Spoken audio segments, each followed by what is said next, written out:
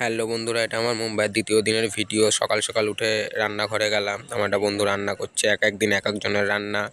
তোর প্রায় রান্না শেষ, আমি দাঁত মুখ মাজতে গেছিলাম।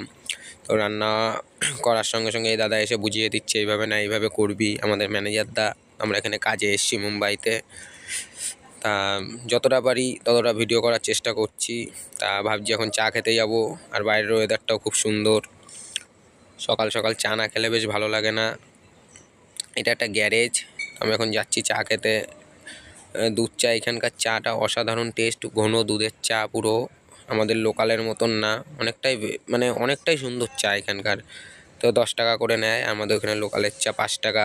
তো যে চাটা খাওয়া হয়ে গেল, একটা বিড়াল দেখি ম্যাও ম্যাও করছে, হঠাৎ করে বন্ধুটা হাত দিল।